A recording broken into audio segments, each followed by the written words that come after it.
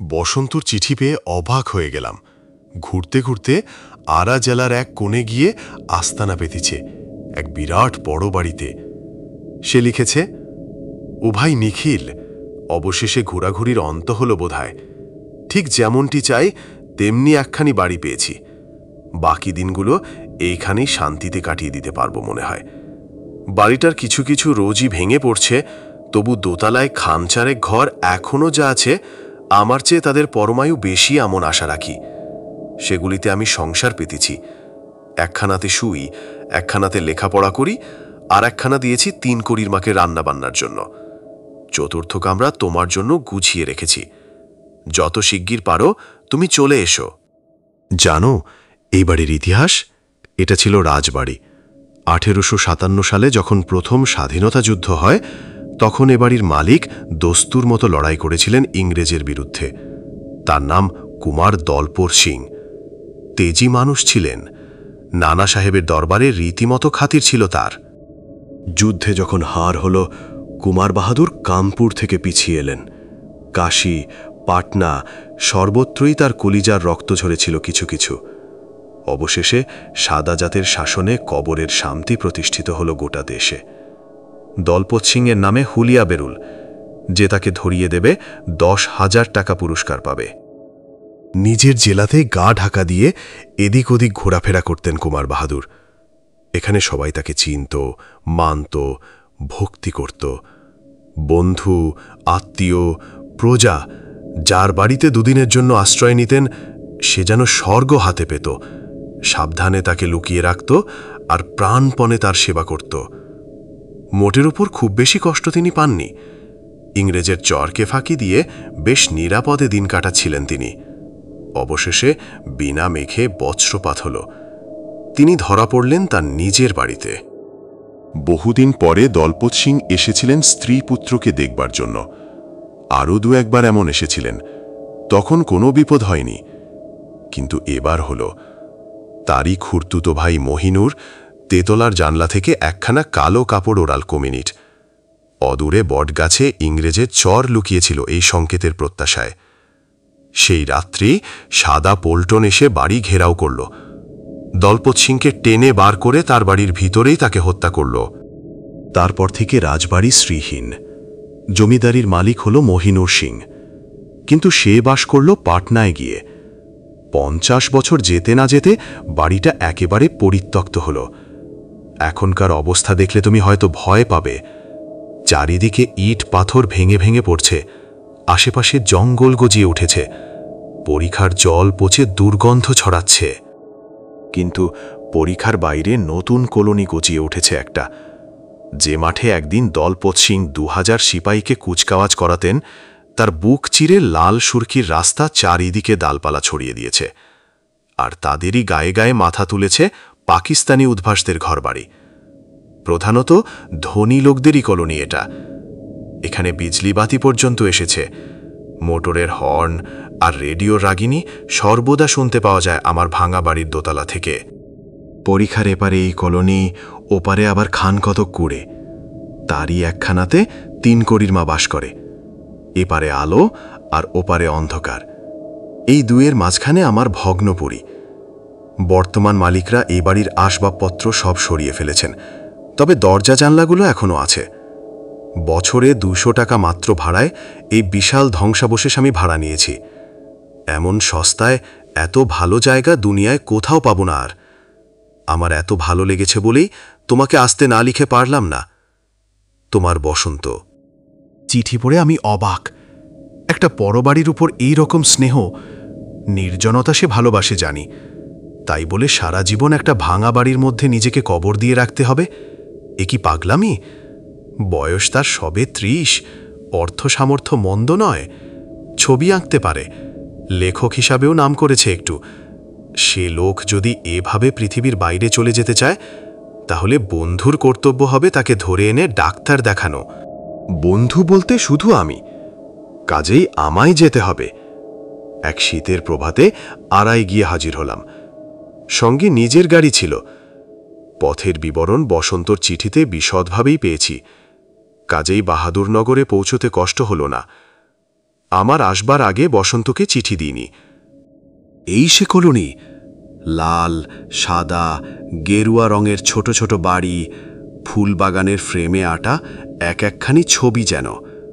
পুল আছে, পাথরের পুল।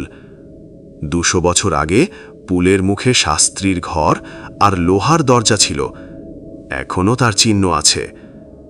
পুলের উপর দিয়ে ভাঙা রাজবাড়ির হাতায় এসে পৌঁছলাম। কি জঙ্গল চারিধারে, কিন্তু বড় গাছের জঙ্গল নয়, ছোট ছোট আগাছা। তাতে বিশাল অট্টালিকার এধার থেকে ওধার পর্যন্ত দেখার অসুবিধা হয় না। গাড়ি থেকে নেমে সেই দূর থেকেই নিষ্পলক নয়নে তাকিয়ে রইলাম বাড়িটার দিকে। মস্ত বড় বাড়ি, লম্বায় চওড়ায় যেমন তেমনি বিরাট উঁচু। বাড়িটা দেখে ভয় বিতৃষ্ণার বদলে শ্রদ্ধা হলো আমার। কেন যে পাগলা বসন্ত এমন করে বাড়ির মায়ায় বিভোর হয়েছে বুঝলাম। মোট নিয়ে খানিকটা এগিয়ে গেলাম বাড়ির দিকে। বসন্ত আওয়াজ পেল বাড়ির ভিতর থেকে। জানলাতে তার মুখ দেখা গেল একবার, তারপর নেমে এসে আমায় একেবারে বুকে জড়িয়ে ধরল। গাড়ি রাখবার জায়গার অভাব নেই। বসন্ত আমায় আস্থা বলে নিয়ে গেল। এক সময়ে 500 ঘোড়া থাকত এই আস্থা বলে। বাড়ির তুলনায় এটা বেশ ভালো অবস্থাতেই আছে। সেখানে গাড়ি রেখে বাড়ির ভিতরে ঢুকলাম। প্রথমেই সিংহদ্বার, মোটা লোহার পাতে মোড়া জবরদস্ত কাঠের দরজা। তার ডাইনে বায়ে মাথার উপরে তেতলা সমান উঁচু পাথরের দেওয়াল। ভিতর থেকে যদি সিংহদ্বার বন্ধ করে দেওয়া যায়, কারো সাধ্য নেই বাড়িতে ঢুকবে। সিংহদ্বারের পর একটা ঘর, দরবার ঘরের মতো। বহু স্তম্ভের মাথায় নকশা করা ছাদের কিয়দংশ এখনো বর্তমান। ভাঙা দিকটা দিয়ে চাওড়া পাথরের সিঁড়ি উপরে উঠে গিয়েছে। সিঁড়ির পাশে একসময় কাঠের রেলিং ছিল, তার চিহ্ন এখনো আছে। বসন্ত বলল বাড়ির মালিকরা রেলিংগুলো খুলে নিয়ে বিক্রি করে দিয়েছে। সিঁড়ি চওড়া, রেলিং না থাকলেও গড়িয়ে পড়বার আশঙ্কা নেই। দোতলায় উঠে অনেক ভাঙাচোরা দালান আর কামড়া পেরিয়ে বসন্তর নিজস্ব ঘরগুলির পাত্তা পাওয়া গেল। এগুলির রীতিমতো পরিচ্ছন্ন। পাথরের দেওয়াল কোথাও একটু চিড় খায়নি। গায়ে রাবণ বধের ছবি এঁকেছিল কোন শিল্পী সেই শরণাতীত কালে। বিবর্ণ হয়ে গেলেও সেই ছবির ভঙ্গি এখনও চোখে পড়ে। 3 কড়ির মার দেখা মিলল না। সেদিনকার মতো রান্না শেষ করে দিয়ে আগেই সে চলে গেছে। এবেলার ভাত এবং ও বেলার রুটি সব একসঙ্গে। অপরাহ্নে সে আর আসে না এখানে। আসে না কেন আমি প্রশ্ন করলাম। ভূতের ভয় নাকি? ভূত না ছাই, ভূত নেই। বসন্ত যেন লজ্জায় মাটিতে নুয়ে পড়ল। একটা ভূত না থাকায় বাড়িটার মর্যাদাহানি হয়েছে। এ বিরাট ভাঙা বাড়ি যে দেখবে সেই ভাববে এখানে একটা কলোনি আছে ভূতের। কিন্তু আমার দুর্ভাগ্য, এই 1 বছরের মধ্যে ভূতের টিকি দেখিনি, যদিও বাড়িতে আমি নিছক একা বাস করি। আমি বললাম, ভূত নেই এ কথার মানে? সেই দলপত সিংয়ের কি হলো? সে ভদ্রলোকের যখন অপঘাত মৃত্যু হয়েছিল এ বাড়িতে, তখন ভূত না হয়ে তিনি যাবেন কোথায়? বসন্তর মুখ হঠাৎ গম্ভীর হল। সে জিভ কামড়ে বলল, কুমার বাহাদুর পুণ্যাত্মা লোক ছিলেন, একাধারে বীর এবং সৎ। অপঘাতে মৃত্যু হয়েছিল, সেটা তার দোষে নয়। তিনি মৃত্যুর সঙ্গে সঙ্গে স্বর্গে চলে গেছেন। ভূত হয়ে পৃথিবীতে তাকে ঘুরতে হবে কেন? আমি নাছোড়বান্দা। তিনি না হয়ে স্বর্গে গেছেন, কিন্তু তাকে যারা মেরেছে তারা, বিশেষ করে সেই বেঈমান মহিনুর, তারা নিশ্চয়ই স্বর্গে যায়নি। এখানে তারা মরেনি কেউ। উত্তর দেয় বসন্ত। অন্য জায়গায় মরলে বুঝি একদিন বেড়াতে আসতে পারে না এখানে? হাজার হলেও এ বাড়িটা তাদের একটা কীর্তির অকুস্থান। ভূত হয়ে একবারও কেউ এটা দেখতে আসবে না, এ কেমন কথা? আমার এ পরিহাস বসন্তর ভালো লাগছে না। আমি স্পষ্ট বুঝতে পারলাম, তবু কি নেশা আমায় পেয়ে বসেছিল। কথার ওই বিশ্রী হালকা সুর কিছুতেই আমি ত্যাগ করতে পারিনি। অবশেষে বসন্ত তিক্তসারে বলে উঠল, তুমি একটা কথা ভুলে যাচ্ছ। সে কীর্তিমানরা এখানকার জীব ছিল না। এখান থেকে সংকেত করে তাদের ডেকে আনা হয়েছিল। যতদিন আবার সংকেত না পাচ্ছে আসবে কেন? চমৎকার জবাব দিয়েছে বসন্ত। আমি হো হো করে হেসে উঠলাম। ভূতের কথা ছেড়ে দুজনে খেতে বসা গেল। খাবার তৈরি ছিল শুধু বসন্তর জন্য, কাজেই তাই দুবেলার রসদ এক বেলাতেই শেষ করে ফেলতে হলো। বসন্ত বলল, কুছ পরোয়া নেই, কলোনিতে হোটেল আছে, চা বিস্কুট, চপ কাটলেট, ভাত তরকারি, পরোটা সব মেলে। ও বেলা সেখান থেকে খাবার আনব। খাওয়ার পর বিশ্রাম আমার অভ্যাস নেই। আমি বাড়িটা দেখতে বেরুলাম। আধ ঘন্টা পরে বসন্ত এসে যোগ দিলে আমার সঙ্গে। সে অবশ্য আগেই সব তন্ন তন্ন করে বহুবার দেখেছে। একবার এক ভাঙ্গা ছাদ ধসে পড়েছিল, তাতে আরেকটু হলেই জন্মের মতো চাপা পড়ত। আমি গম্ভীর হয়ে বললাম, তুমি যে চাপা পড়ে মরনি এটা তো ঠিক, হঠাৎ যদি বুঝতে পারি যে তুমি বসন্তর ছায়া মাত্র, বসন্তর কায়া এইখানেই কোথাও কোনো ভগ্নস্তূপের নিচে গুঁড়ো হয়ে আছে, তাতে আমি একটুও আশ্চর্য হব না। বসন্ত হেসে উত্তর দিলে, কিন্তু তিনুর মা আশ্চর্য হবে, সে যদি বুঝতে পারে এতদিন এত ভাত আর এত রুটি সে পাকিয়েছে শুধু একটা ছায়ার উদরপূর্তির জন্য। কথা বলতে বলতে দুজনে সারা পুরীটা ঘুরে ঘুরে দেখছি। কোথাও পা দেওয়া নিরাপদ নয়। কোন ঘরের দেওয়ালে গুপ্তদ্বার আছে, মেঝের কোনখানটাতে লুকিয়ে থাকবার গোপন গহব্বর আছে, এসব বসন্তর নখদর্পণে। হাজার রকমের বিস্ময় সে একের পর এক আমার চোখের সম্মুখে উদ্ঘাটন করে চলেছে। আমি ভাবছি, এই নেশাতেই মশগুল হয়ে আছে ও। এই মোহ থেকে ওকে বিচ্ছিন্ন না করলে হয়তো পাগল হয়ে যাবে শেষে। তেতলার ছাদের এক কোণে একটা সরু সিঁড়ি, সেই সিঁড়ির মাথায় ছোট একখানি ঘর। বসন্ত বলল, ও ঘরে এক শিবলিঙ্গ আছেন, বোধহয় বাড়ির মেয়েরা ওখানে শিব পূজা করতেন। হেঁটে হেঁটে ততক্ষণে আমি শ্রান্ত হয়ে পড়েছি। একটা মামুলি শিবলিঙ্গ দেখবার জন্য আর জীর্ণ সিঁড়ি বেয়ে ওপরে উঠবার উৎসাহ হল না আমার। কিছুক্ষণ ছাদে বসে দম নিলাম দুজনে, তারপর নেমে এলাম নিজেদের কামরায়। অপরাহ্নে দুজনে হোটেলে গিয়ে খাবার কিনে আনলাম। বেলাবেলি ফিরে এলাম, কারণ বাড়িতে কেরোসিনে লণ্ঠন ভিন্ন আর কোনো আলো নেই। রাত্রিবেলা তার সাহায্যে রেলিংবিহীন সিঁড়ি বেয়ে ওপরে ওঠা খুব নিরাপদ নয়। সিংহদ্বারে অগলেটে দুই বন্ধু যখন দোতলায় উঠলাম, তখনও সূর্য অস্ত যায়নি। খাবারগুলো ঘরে রেখে বসন্ত বলল, তেতলায় চলো, সেখানে একটা জানলা দিয়ে সূর্যাস্ত দেখা যায়, সে যে কি চমৎকার! আমি 100 দিন দেখেছি, তবু আমার দেখার স্বাদ মেটে না। বসন্তর সঙ্গে সেই তেতলার জানলায় গিয়ে বসলাম। বসন্ত প্রায়ই এখানে বসে, কাজেই ধুলো বড় নেই। সত্যিই অপূর্ব দৃশ্য। খানকতক খোলার ঘর মাঠে ইতস্তত ছড়ানো। বসন্ত বলল, তারই একটাতে 3 কড়ির মা বাস করে। সেই কুড়েখানার প্রায় 100 হাত পিছনে এক প্রাচীন বটগাছ, তার পিছনে একটা ঝিল। সেই ঝিলের জলে অস্ত সূর্যের রক্তরশ্মি ছড়িয়ে পড়েছে যেন এক ঝলক গোলা আবিরের মতো। আকাশ আর পৃথিবীতে একটানা লাল রঙের সমারোহ। বুড়ো বটের ডালে এই শীতের দিনে পাতার বাহুল্য বিশেষ ছিল না।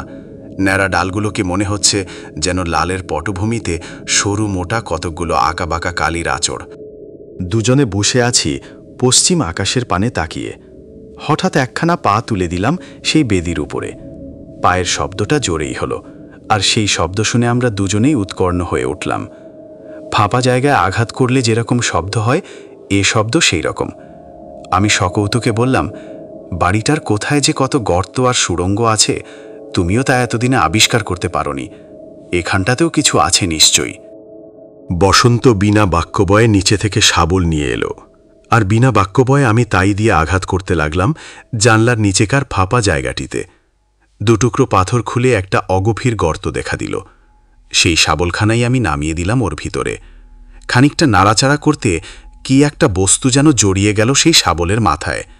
আমি সেটা টেনে তুললাম শাবল সমেত। একখানা কাপড়, রংটা ধোয়াটে, বেশি লম্বা নয়, হাত পাচেক হবে। বসন্তর মুখে ভ্রুকুটি। আমি মনে মনে হাসলাম। ও হিংসায় ফেটে পড়ছে। ওর বাড়িতে এসে আমি একটা গোপন রহস্য আবিষ্কার করে বসলাম। 1 বছরে যার সন্ধানও পায়নি।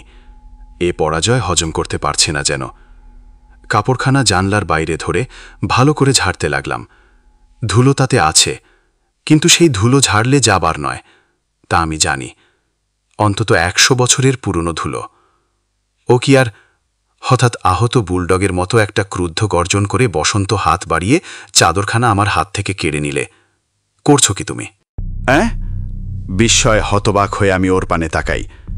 এ যে সেই কাপড় যা দিয়ে পাপিষ্ঠ মহিনুর সেদিন ইংরেজের চরকে সংকেত করেছিল।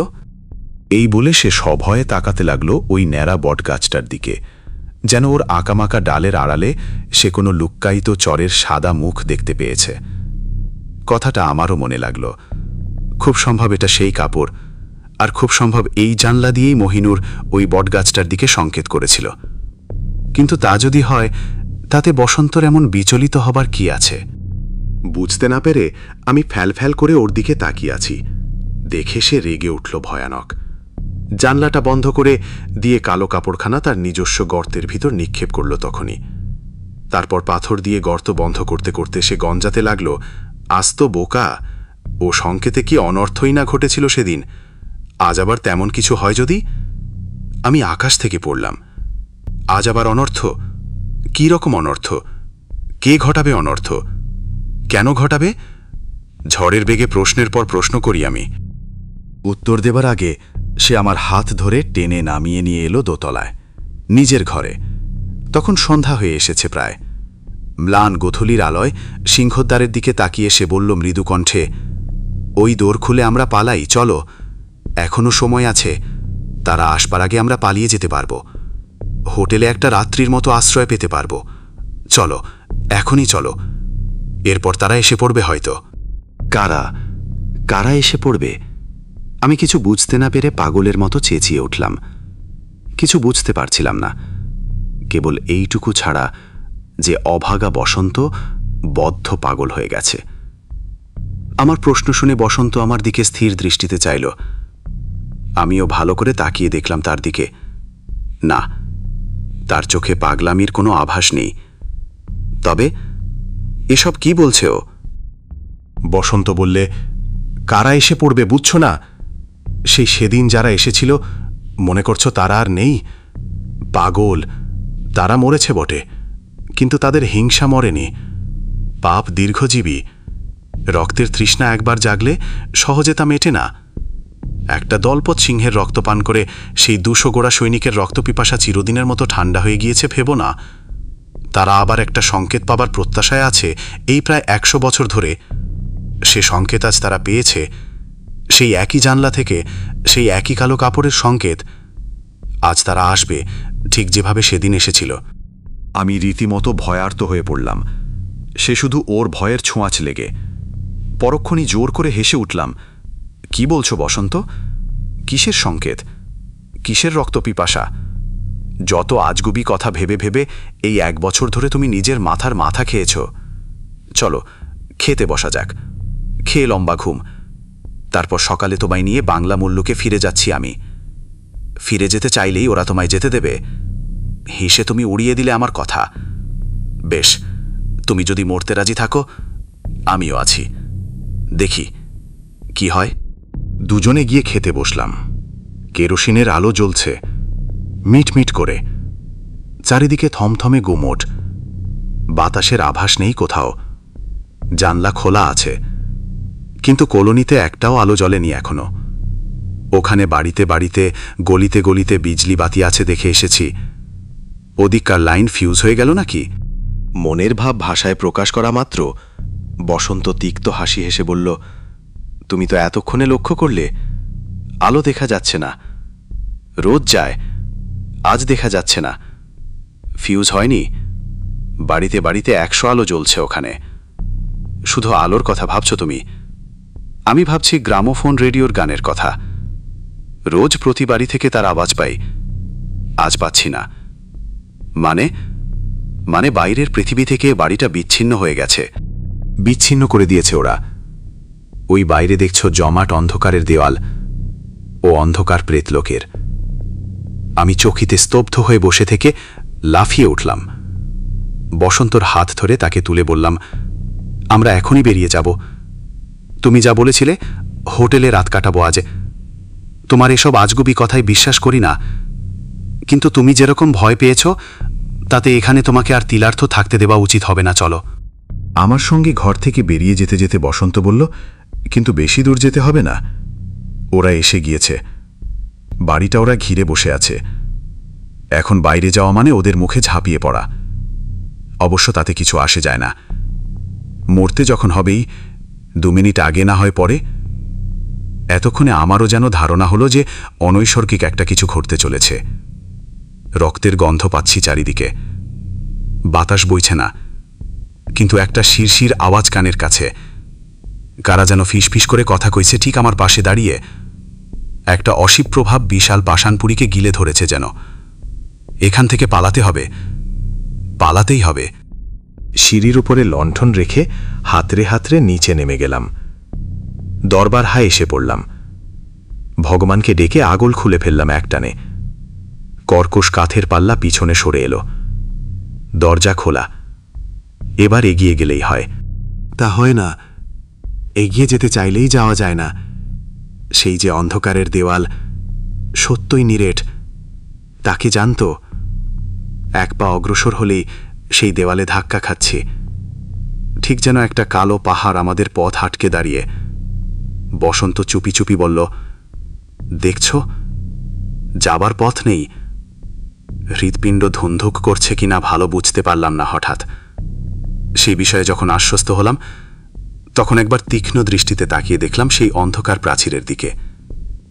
প্রাণপণে চেষ্টা করতে লাগলাম ওর মর্মস্থল ভেদ করে পরপারে দৃষ্টি প্রেরণ করবার জন্য। কিন্তু না, যেমন করে ধাক্কা খেয়ে আমাদের দেহ ফিরে এসেছিল, ঠিক সেইভাবে ধাক্কা খেয়ে দৃষ্টিও পিছনে পিছিয়ে আসতে লাগল। কি করব ঠিক করতে না পেরে হতভম্বের মতো তাকিয়ে আছি ওই আঁধার প্রাচীরের দিকে। এমন সময় হঠাৎ আলো জ্বলে উঠল এখানে সেখানে। মশালের আলো। সে আলোর রংটা নীলছে, আলোর সংখ্যা ক্রমে বেড়ে যাচ্ছে। সে আলোয় ঝকমক করে উঠছে শত শত ইস্পাতের ফলা। ওগুলো তলোয়ার? না, না বর্ষা। অস্ত্রের পিছনে সাদা সাদা মুখও যেন অস্পষ্ট দেখা যাচ্ছে অনেকগুলো। হঠাৎ পুরুষ কণ্ঠে ইংরেজি শব্দ কানে এলো। সেই আধালো অন্ধকারে নিরেট দেওয়াল হঠাৎ যেন জ্বলে উঠে এগিয়ে আসতে চায়। আমি বসন্তর হাত ধরে সিংহদ্বারের এপিঠে পিছিয়ে এসে বিদ্যুতের মতো ক্ষিপ্র হস্তে হাড়ে অর্গল এঁটে দিলাম।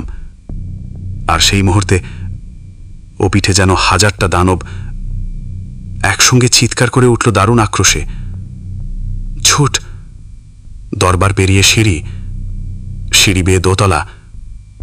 কিন্তু ঘর কোথায়? সিংহদ্বারে প্রচণ্ড আঘাত পড়ছে মুহুর্মুহু, যেন 10টা হাতি ছুটে এসে হুমড়ি খেয়ে পড়ছে ওর ওপর। এই আঘাত সহ্য করে শতাব্দীর পুরাতন কাঠের দরজা কতক্ষণ খাড়া থাকবে? প্রলয় কোলাহল চারিদিকে। ইংরেজি ভাষায় নারকীয় তর্জন। কাটো, ফাঁসি দাও বিদ্রোহীকে, আগুনে পোড়াও বাচ্চাদের, মেয়েদের ধরে বাঁধি করে নিয়ে চলো। নানা রকম চিৎকার আর শাসানি। মড়মড় মরাত। ওই ভাঙল সিংহদ্বার। আর উপায় নেই, এবার মৃত্যু। বসন্ত আমার হাত ধরে তেতলার দিকে ছুটল। জিজ্ঞাসা করলাম, কোথায়? হতাশ কণ্ঠে সে উত্তর দিল, কোথায় আর? চলো তেতলার ছাদে, যতক্ষণ বাঁচি চেষ্টা করতে হবে। যদি সেখানে না যায়? কেন যাবে না? ওই যে দোতলার সিঁড়িতে দুব দুব পায়ের শব্দ। তেতলা, যাওয়ার জায়গা নেই। আমি বললাম, এখান থেকে লাফ দিয়ে নিচে পড়ি, ভূতের হাতে মরার চেয়ে আত্মহত্যা ভালো। বসন্ত বলল, ওই সিঁড়ির মাথার ঘরটাতে উঠি, চলো। লাফ যদি দিতে হয় ওই ঘর থেকে দিতে পারবো, জানলা আছে। যখন সে ঘরে উঠলাম তখন সিঁড়িতে 100 পায়ের শব্দ। আশ্চর্য, তবু জীর্ণ সিঁড়ি ভেঙে পড়ছে না। ঘরের অন্ধকারে তবু কি জানি কিসের আলো শিবলিঙ্গের উপর পড়ল। বসন্ত আর আমি একসঙ্গে সেই দেবতার পায়ে আছাড় খেয়ে পড়লাম, মহাদেব রক্ষা করো। তারপর দুজনেই অজ্ঞান হয়ে গিয়েছিলাম বোধহয়। যখন জ্ঞান হল তখন প্রভাতের রৌদ্র এসে পড়েছে আমাদের মাথায়। দুজনে দুজনের মুখের দিকে তাকাই। স্বপ্ন? না, স্বপ্ন নয়। সমস্ত বাড়ি লণ্ডভণ্ড হয়ে গেছে এক রাত্রে। দরজা জানলা উপড়ানো। আমাদের খাট বিছানা পরীক্ষার জলে ভিজে ছপছপ করছে। সবচেয়ে বড় সর্বনাশ, মোটরখানি চূর্ণ বিচূর্ণ। নিচে থেকে হাত জোর করে শিবলিঙ্গকে প্রণাম জানিয়ে আমরা দুজনে হাত ধরাধরি করে বেরিয়ে পড়লাম বাড়ি থেকে। খুব বেঁচে গেছি।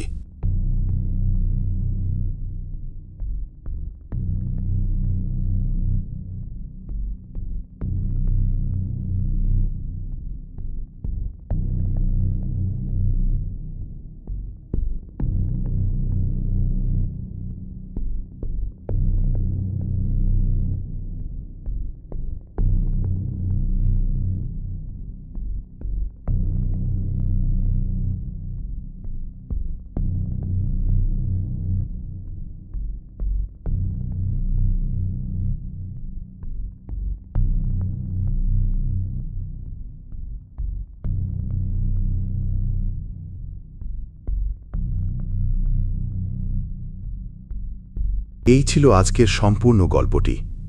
গল্পটি কেমন লাগলো অবশ্যই আমাদের কমেন্ট বক্সে জানাবেন, এবং আপনাদের সাথেও যদি কোনো ভৌতিক ঘটনা ঘটে থাকে তা আপনারা অবশ্যই আমাদের সাথে শেয়ার করবেন। আমরা সেটা তুলে ধরার চেষ্টা করব।